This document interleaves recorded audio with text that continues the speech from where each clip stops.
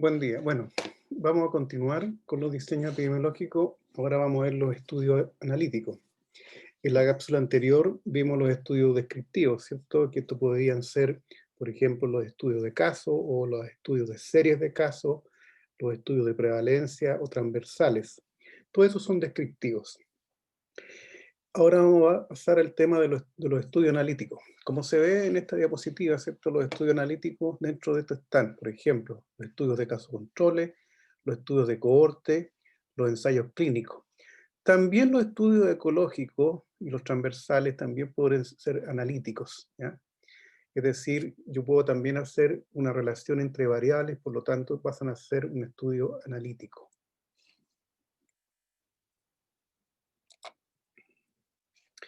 Cuando hablamos del nivel de evidencia de estos estudios, como ustedes pueden ver, la mayor evidencia la vamos a encontrar siempre en los estudios analíticos, ¿ya? Cuando yo busco una relación entre la exposición y un evento de salud.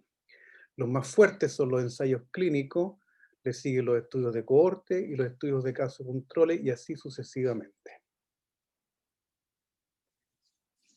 Los estudios analíticos, ¿qué es lo que buscan? Buscan la asociación entre un efecto y uno o más factores de exposición, ¿cierto? Los factores de exposición son las causas, los factores determinantes o los factores de riesgo que producen un efecto, un evento o en inglés un outcome. Se parte de la identificación y delimitación del problema que yo quiero investigar, formulo una hipótesis que intente explicar la asociación existente entre un factor de riesgo, ¿ya? Y un evento determinado. Yo puedo medir el riesgo, que es una función importante en epidemiología, luego de haberse determinado una asociación estadística entre la exposición y el daño. Vamos a ir viendo los diferentes diseños analíticos. Estos se caracterizan por buscar la respuesta a una hipótesis. La metodología de estos estudios puede ser estudios analíticos tanto observacionales como experimentales. Lo que estamos viendo nosotros con el motivo de la pandemia son estudios analíticos experimentales. Y la inferencia causal, es decir, la causalidad, la relación causa-efecto, se produce a partir de la comparación de los individuos expuestos con los individuos no expuestos. Individuos que reciben placebo versus individuos que reciben la droga activa o la vacuna. Con respecto a la temporalidad, nosotros esto lo hablamos cuando vimos las diferentes clasificaciones de los diseños. Como ustedes pueden ver, en el estudio de cohorte, se parte de la exposición y se siguen los individuos hasta que se produce o no se produce un determinado evento. Entonces, yo en estudio de cohorte puedo tener un grupo expuesto, por ejemplo, que fuma constantemente, y un grupo no expuesto, que no fuman, y los sigo en el tiempo para ver cuántos casos de cáncer pulmonar ocurren en los expuestos versus los no expuestos. Es un estudio de seguimiento. Se parte nuevamente de la exposición del factor de riesgo, del factor determinante que yo esté evaluando. En cambio, en los estudios de casos y controles, es al revés la situación. Yo parto ya de la enfermedad y reconstruyo la exposición hacia atrás en el tiempo, ¿ya? Es decir, los estudios casos y controles son retrospectivos, ¿ya? Tengo el grupo con la enfermedad y le pregunto sobre su experiencia de exposición, es decir, en qué momento de su vida estuvo o está expuesto a un determinado factor de riesgo o exposición que yo estoy evaluando. Y lo comparo con un grupo de controles, individuos que no tienen la exposición, que no tienen el evento, perdón, que no tienen el evento de salud que yo estoy midiendo, y también les pregunto a esos individuos sobre su experiencia de exposición en el tiempo a un determinado factor.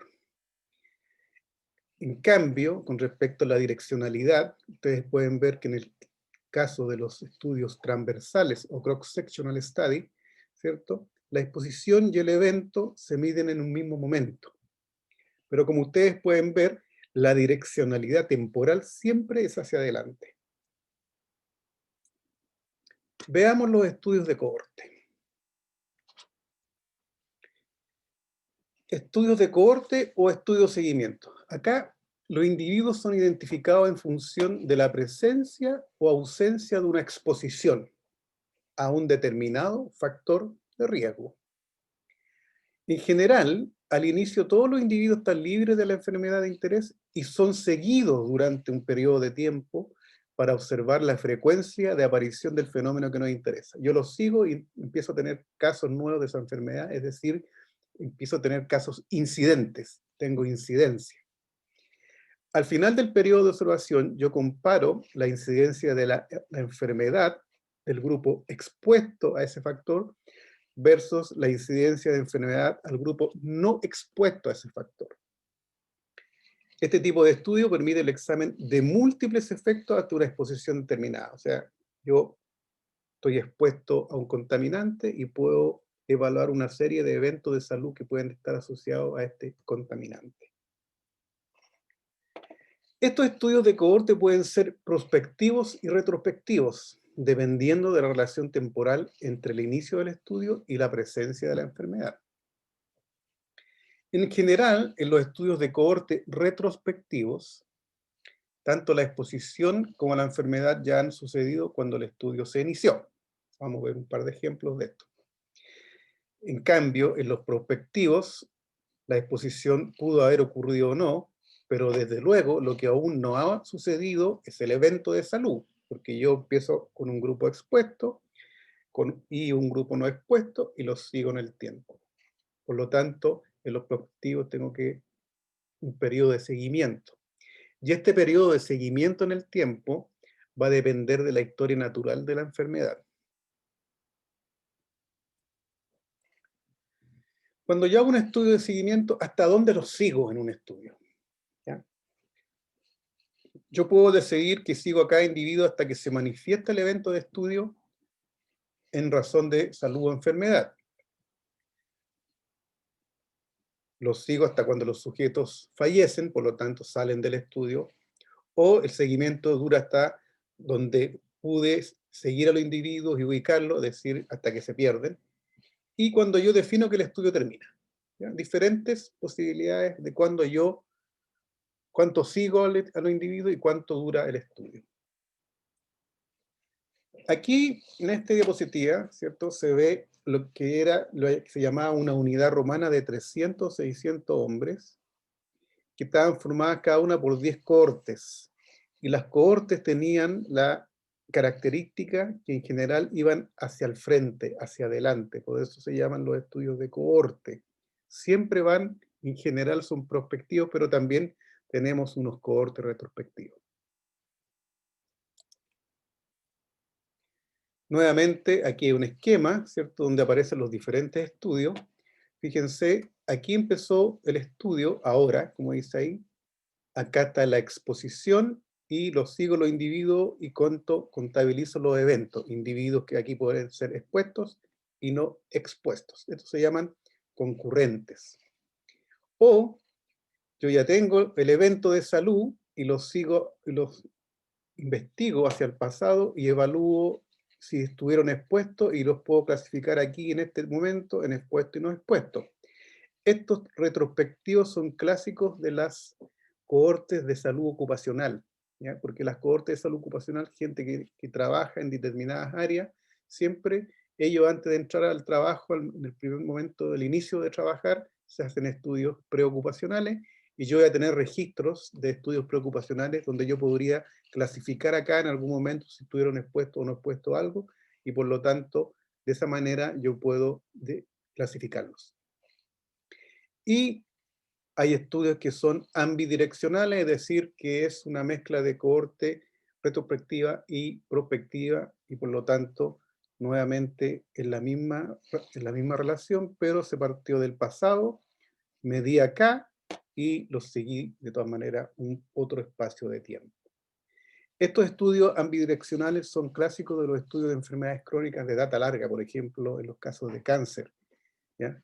Si yo quisiera estudiar la asociación entre un contaminante y un cáncer, lo más probable es que estos se demoren a aparecer unos 20 años. Entonces a lo mejor sería mucho más fácil conseguirme información sobre las personas en el pasado y saber que hace 10 años atrás habían grupos de fumadores y no fumadores, y eso yo los divido hacia atrás, allá en el espacio, en el tiempo, y los puedo seguir hacia adelante y los puedo tener ya clasificados y me ahorro de un periodo de tiempo de seguimiento, y por lo tanto, si yo asumo que un cáncer se va a producir a los 20 años, yo ya me ahorré 10 años y solamente lo tengo que seguir 10 años. Es un ejemplo de un estudio ambispectivo que se llama. La cohorte prospectiva, si ustedes se fijan, ¿cierto? Aquí empieza el 2008, se define una población. Aquí en los estudios observacionales no existe aleatorización. Yo lo divido entre un grupo expuesto y no expuesto. Aquí en el año 2018, ¿cierto? Aquí ya están expuestos y no expuestos, los sigo el 2018. Y probablemente la enfermedad de larga data la mido en el 2028 y voy a tener, dentro de los expuestos van a haber individuos que se enferman, otros que no se enferman, y dentro de los no expuestos voy a tener individuos que se enferman y otros que no se enferman. Y por lo tanto, se me genera mi tabla de 2×2 y puedo calcular mis medidas de riesgo. En el caso de cohorte, de los estudios de cohorte, la medida de riesgo clásica es el riesgo relativo. También se puede utilizar el odds ratio, pero la más adecuada es el riesgo relativo. Nuevamente, aquí está el grupo de individuos, una cohorte que está libre de la enfermedad, y yo, ¿cierto?, los puedo reclutar para una investigación y los divido entre un grupo expuesto y un grupo no expuesto. Aquí en el presente, los sigo en el tiempo, un tiempo suficiente para que se produzca el evento de salud, y nuevamente, tal como lo vimos anteriormente, van a haber grupos de los expuestos que desarrollaron la enfermedad, otros que no la desarrollaron, y lo mismo en los no expuestos, ¿ya? Y yo puedo hacer las comparaciones de incidencias y calcular riesgos relativos. La tabla que ustedes ya conocen, ¿cierto? No voy a entrar en detalle, pero aquí se calcula el riesgo relativo, entonces aquí claramente están los expuestos, los no expuestos, y con estos datos yo puedo calcular los riesgos. Puedo calcular la incidencia, como ustedes lo pueden ver aquí, entre el grupo expuesto y la incidencia en el grupo no expuesto, y puedo calcular mis riesgos relativos o eventualmente un odds ratio. Nuevamente, ¿cierto? Grupo expuesto, no expuesto, y después yo los comparo las incidencias, ¿ya? Aquí hay 4 incidentes y aquí probablemente hay 2 incidencias. Lo mismo, ¿cierto? Un grupo de estudio prospectivo, ¿ya? Enrolo gente obesa y no obesa y comparo la incidencia de ataques cardíacos, ¿ya? Obesos y delgados. Y aquí puedo yo después hacer mis cálculos. En la retrospectivo, efectivamente, aquí comenzó el estudio, ¿ya? Y a estos individuos yo los entrevisto y les pregunto cómo fue su exposición en el pasado. Y fíjense que empezó el estudio aquí, en este caso en el año 2015, y yo les pregunto información que había en algún tipo de documento, registro, año 1985, y esto me permite a mí clasificarlos, si ustedes se fijan, en individuos expuestos y no expuestos, y después en el seguimiento yo puedo ver si hay una relación entre esta exposición y la presencia del evento que yo estoy evaluando. ¿Cuáles son las ventajas de los estudios de cohorte? Primero, yo puedo establecer directamente la incidencia, es decir, casos nuevos, para los grupos expuestos y no expuestos. También tengo conciencia de que existe una relación secuencial temporal de la exposición y la enfermedad. Primero me expongo y después me enfermé. Puedo estudiar exposiciones poco frecuentes porque puedo buscar los grupos que están expuestos a algo muy específico y los comparo con un grupo adecuado y los sigo en el tiempo. Puedo evaluar múltiples resultados o riesgos o beneficios que pueden estar relacionados con la exposición. O sea, yo sé que hay un grupo expuesto y no expuesto y lo puedo relacionar con diferentes eventos de salud. ¿Qué otra ventaja tiene con respecto a los ensayos clínicos? Es que acá no es necesario dejar de tratar un grupo, como sucede en los ensayos clínicos, donde a un grupo yo le doy un placebo y al otro le doy la droga activa. ¿Ya? Pero tienen la misma estructura, lo que pasa que en los ensayos clínicos interviene el investigador, él asigna la exposición, acá no. Desventajas de estos estudios: son muy costosos y requieren mucho tiempo porque depende del evento de salud que yo quiera estudiar. el seguimiento puede ser difícil y las pérdidas durante el periodo pueden influir sobre los resultados. Puede ocurrir que en el tiempo haya cambios de exposición, es decir, los individuos que estaban expuestos a lo mejor ya no se expusieron, dejaron de beber, dejaron de fumar, etc. Y por lo tanto eso, los análisis los tengo que tener en cuenta cuando yo hago el análisis de los resultados. Entonces cambian de exposición en el tiempo y en los criterios de diagnóstico puede afectar la clasificación de los individuos, ¿cierto? Cuando yo hago un estudio, siempre tengo que procurar usar la misma clasificación diagnóstica porque si tengo una clasificación nueva, puede que antes haya individuos que yo los clasifiqué como no enfermos y ahora sí son enfermos. Entonces eso hay que tener varios detalles presentes. No son útiles para enfermedades poco frecuentes porque yo necesito un gran número de sujetos a seguir. Si la enfermedad es muy poco frecuente y quiero asociarla a una exposición, probablemente tengo que seguir mucha gente para encontrar un par de casos, ¿ya? Por lo tanto, no me sirven. No me sirven mucho. Evalúan la relación entre el evento del estudio y la exposición a un solo número relativamente pequeño de factores cuantificados desde el inicio, ¿cierto? Yo, cuando hago un estudio cohorte, tengo que tener tengo que tener bien presente que tengo que aprovechar al máximo estos diseños porque son caros y por lo tanto tengo que medir lo mejor posible la exposición y definir claramente los eventos que yo quiero relacionar, que quiero medir.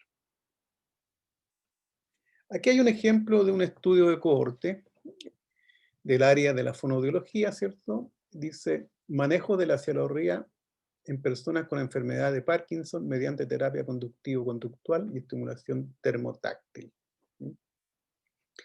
Entonces, como dice acá, el resumen es un estudio que propone un tratamiento fonoaudiológico para trabajar con personas que presentan cialorrea, que producen mucha saliva, producto de la enfermedad de Parkinson, ¿ya? Entonces el método, 18 personas con diagnóstico de enfermedad de Parkinson y cialorrea, las cuales se dividen en dos grupos. Un grupo A que recibió solo terapia cognitivo-conductual, mientras que el B recibió esta terapia más estimulación táctil. Entonces, dos tipos de exposición. Podríamos decir, uno es expuesto a algo y otro no expuesto, y los sigo en el tiempo. Aquí es un ejemplo. Lo puede leer con más calma. Otro de los diseños analíticos, que yo creo que son los que más se utilizan en epidemiología, son los estudios de casos y controles. Si ustedes ven aquí está el estudio de caso y control. No tiene tanta fortaleza desde el punto de vista de la evidencia, de la relación causa-efecto que los estudios de cohorte, pero si se diseñan muy bien, son muy útiles para evaluar estas asociaciones. ¿Cómo funcionan estos estudios de casos y controles? Primero yo identifico a personas con una determinada enfermedad u otra variable de interés que yo quiera hacer, ¿cierto? Y los comparo con un grupo control apropiado que no tenga la enfermedad. ¿Ya? Entonces tengo un grupo de enfermos con determinadas características, edad, sexo, constitución, etc. Y los comparo con un grupo control que tiene que tener las características lo más parecidas a los enfermos, menos obviamente estar enfermo. Y los comparo en relación entre uno o varios factores relacionados con la enfermedad, y yo esto lo examino comparando la frecuencia de exposición a este u otros factores entre casos y los controles. Entonces, yo a los casos le reconstruyo hacia el pasado su exposición a determinados factores de riesgo, factores de exposición, y a los controles lo hago lo mismo. Y después genero mis tablas tetracóricas y puedo calcular los riesgos, en este caso los odds ratio. Son los más utilizados en investigación epidemiológica, son retrospectivos, ya que parten del efecto, es decir, del evento de la enfermedad, y yo estudio los antecedentes de la exposición en dos grupos, llamados los casos y los controles, o individuos que no tienen la enfermedad. Los controles son individuos que no tienen la enfermedad, no necesariamente son individuos sanos, son solamente que tener claro que son personas que no tienen la enfermedad que yo estoy investigando. ¿Cuál es la ventaja de estos estudios? Los puedo utilizar en enfermedades poco frecuentes, por ejemplo, enfermedades que tienen baja prevalencia, por ejemplo, menor al 5%. Entonces, enfermedades que son muy poco prevalentes o de muy baja prevalencia, yo lo que puedo hacer colecto los enfermos de esta enfermedad en diferentes centros de salud, hospitales, qué sé yo, clínicas, y voy a tener un pool de estos casos que son poco prevalentes, y les aparejo, ¿cierto?, un grupo control y les pregunto sobre su exposición a determinados factores de riesgo en el pasado. Sirven para enfermedades con largo periodo de latencia. Por ejemplo, sirve para enfermedades, por ejemplo, crónicas. Por ejemplo, cáncer, ¿cierto? Porque yo ya puedo trabajar directamente con las personas que tienen cáncer y a ellas les pregunto sobre su historia de exposición y las comparo con un grupo control de características similares. Ocupa menor tiempo y costo que los estudios de cohorte. Puedo identificar posibles o varios factores de riesgo, porque como yo le voy a preguntar su exposición en el pasado, le puedo preguntar sobre una serie de exposiciones que yo podría estar pensando que se asocian a la enfermedad. El N que se utiliza en más pequeños, el número de sujetos, y puedo estimar el riesgo relativo. ¿Y cómo lo estimo? A través del odds ratio. Desventaja. El problema de los estudios de casos y controles es que están asociados a una serie de sesgos, ¿ya? Y los sesgos los vamos a ver en una cápsula pequeña.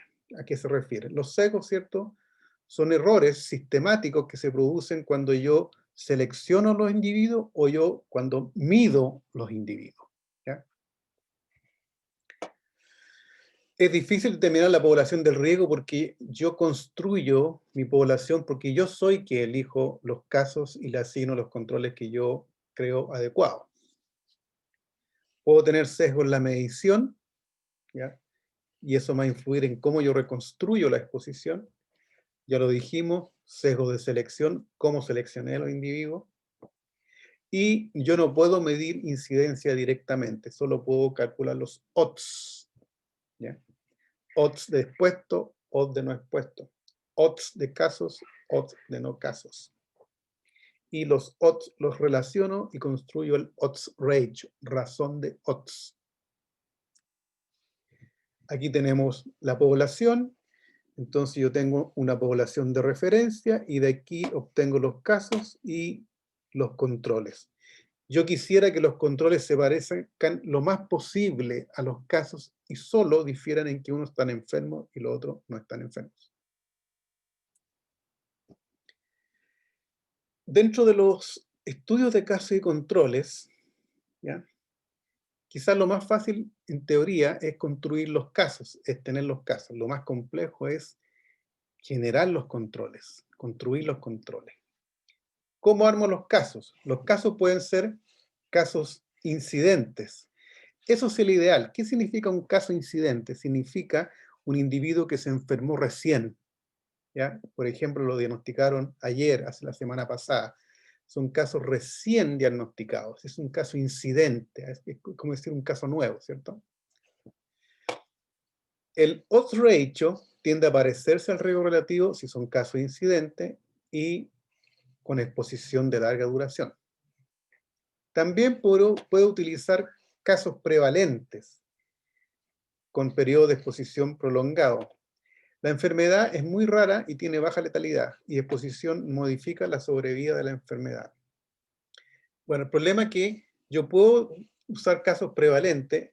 El problema que me acontece es que el caso prevalente, yo no sé cuánto tiempo lleva con la exposición, ¿ya? Y no sé cómo ha variado en el tiempo su exposición. Por eso es ideal que sean casos incidentes, casos nuevos. Podría también construir mis casos a partir de casos fallecidos, ¿ya? Pero son complejos porque estos casos fallecidos no pueden responder, obviamente, y por lo tanto yo tengo que recurrir a fuentes secundarias para que me informen sobre los estilos de vida, los tipos de exposición a que estaba expuesta esta persona cuando estaba viva. Y por lo tanto, son muy factibles de que puedan tener sesgo de memoria o de información.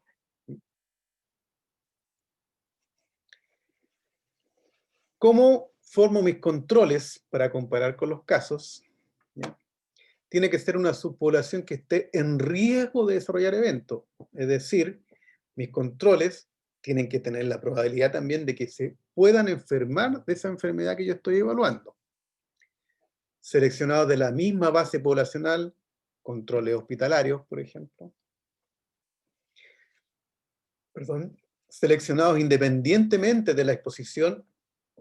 Yo mis controles solamente digo, voy a seleccionar controles, ¿ya? No pregunto si están expuestos o no expuestos, nada de eso.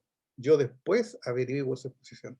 Lo primero que yo hago, tengo mis casos y tengo mis controles. Y después, en algún momento después, les pregunto su historia de exposición. El grupo control espero que sea similar a los casos. También las mediciones deben ser similares entre casos y controles, las mediciones que se han utilizado. Pueden ser los controles con base poblacional, pueden ser controles hospitalarios, controles de amigos o familiares, ¿ya? Amigos y familiares porque en general los amigos y familiares comparten características similares y viven en ambientes parecidos, por lo tanto son un buen control. Nuevamente, este cuadro ustedes ya lo conocen, esta tabla de 2×2, ¿ya? Y aquí tengo el esquema, tengo la población blanco, van a haber individuos que no participan en el estudio, otros que no son elegibles, y aquí yo tengo la selección, puedo hacer la selección después de casos y controles. Y aquí el estudio empieza acá, si ustedes se fijan, y construyo hacia atrás la exposición, reconstruyo la exposición, ¿ya? Y aquí puedo calcular el odds ratio con su correspondiente intervalo de confianza, que es lo que ustedes ya vieron en las otras cápsulas de estas clases. Aquí está el ejemplo, ¿cierto? Aquí está la población blanco, ¿ya? Y voy a tener casos, los plomitos, ¿cierto? Diferentes casos, ¿ya? Y voy a tener controles. Y acá empezó el estudio, y hacia atrás yo les pregunto cuál fue su exposición. Si hubo la exposición, el estatus de exposición en los casos y el estatus de exposición en los controles. Y aquí tengo las 4 casillas que me permiten a mí calcular el odds ratio. Tengo los odds de la enfermedad, los odds de la no enfermedad, por ejemplo. Aquí hay un estudio de casos y controles en área de la fonoaudiología. Se llama histidemia y trastornos del lenguaje en una muestra de la población cubana. Dice, veamos un poco el ejemplo, un resumen. La histidemia es uno de los errores innatos más frecuentes en la infancia y su incidencia es alrededor de 1 en 15.000. Su manifestación más notable es el trastorno del lenguaje. Se realizó un estudio analítico de casos y controles. Se estudiaron 20 niños con trastornos del lenguaje de causa desconocida que constituyeron los casos. Y los controles fueron 50 niños sin alteraciones del lenguaje. Entonces, se hace los cálculos y se comparan. Ejemplo de estudio, caso y control. Nuevamente, esto ya lo habíamos visto de alguna manera, pero aquí se ve la clasificación del estudio en cuanto a los sesgos que pueden producirse, la calidad de la evidencia y la recomendación clínica. Y si ustedes se fijan, estos triángulos, ¿cierto? Aquí están de base ancha, significa en la medida que yo voy subiendo en los diferentes tipos de estudios, los sesgos son cada vez menos frecuentes. Pero al inicio, en los estudios descriptivos, ¿cierto? Etcétera, los sesgos son mucho más posibles. También, en la medida que voy subiendo y entro en los estudios analíticos, la calidad de la evidencia es mucho más fuerte desde el punto de vista de la relación causa-efecto. Y obviamente, desde la recomendación clínica, los estudios, ¿cierto? Los ensayos clínicos son los más fuertes junto con las revisiones sistemáticas y metaanálisis. Nosotros vimos esto acá, estudios de cohorte, caso-controles transversales, ¿cierto? Como estudios analíticos, ¿ya? Y están en la medianía desde el punto de vista de la evidencia de la relación causa-efecto, de la fuerza de la evidencia. Aquí tenemos otro estudio que se llama Proceso de simplificación fonológica en niños de 4, 5 y 6 años con dificultades fonológicas, ¿ya? El resumen: se estudian niños con dificultades fonológicas desde la perspectiva de la teoría de la fonología natural. Según ella, el desarrollo consiste en la paulatina eliminación de procesos fonológicos de simplificación que afectan a la producción de palabras. Objetivo rápido, ¿cierto? Comparar el manejo de los procesos fonológicos en niños de 4 a 6 años. Se trabajó con 34 menores con DF, ¿cierto? Con dificultades fonológicas y diagnóstico de TEL, alumnos de escuelas de lenguaje distribuidos en 3 grupos. Y estos 3 grupos, ¿cierto? De acuerdo a la distribución, se analizaron y por lo tanto aquí se siguieron estos estudiantes y después se evaluaron los resultados. Otro ejemplo de estudio caso y control, ¿ya? Este es un cuestionario, aplicación del cuestionario para la evaluación de la fonología infantil a una muestra de niños chilenos. Como dice acá, en nuestro país existen escasas pruebas de articulación adecuadas para evaluar el rendimiento fonológico de los niños chilenos. Considerando lo anterior, el siguiente estudio se evalúa el rendimiento fonológico infantil a través de un cuestionario de evaluación fonológica infantil de origen mexicano. Y aquí también se hizo una comparación a un grupo que le aplicaron el test, el cuestionario, y a otro grupo que no se lo aplicaron. Caso y control. Y aquí hay otro ejemplo, evaluación de la discriminación del habla y resolución temporal en un grupo de adultos mayores hispanohablantes. Y aquí lo que se hizo, el objetivo de este presente estudio fue explorar la relación entre la resolución temporal y la discriminación del habla, tanto en silencio como en ruido. 30 sujetos adultos mayores fueron seleccionados. Ninguno de ellos presentó antecedentes de patología de oído medio, diabetes, insuficiencia renal, exposición ocupacional a ruido y enfermedad neurológica. Todos los sujetos seleccionados fueron evaluados a través de procedimientos de audiometría tonal liminal, Random Gap Detection Test y máximo porcentaje de discriminación de monosílabos y otra serie, y el test de Hearing Noise Test. El grupo de estudio fue dividido en dos subgrupos de acuerdo a si presentaban o no audición normal, es decir, los que no tenían audición normal eran casos y los otros fueron los controles y se comparó. Otro estudio de este tipo de casos y controles es desempeño lingüístico, cognitivo y auditivo de un grupo de escolares con trastornos específicos del lenguaje. No voy a leerlo de acá, pero voy acá, ¿qué es lo que se hizo? Se evaluó a 25 niños con TEL y 23 sin TEL, ¿ya? Casos y controles, y también se hace la comparación. Y se busca una serie de medidas y asociaciones que nos permiten ver si hay relación entre la exposición y el evento que yo estoy evaluando. Y esto ya lo había dicho, pero para que ustedes no se olviden, si yo quiero hacer una descripción rápida de los diseños epidemiológicos, hay una pregunta, dice, el investigador asignó la exposición. Si es no, es un estudio observacional.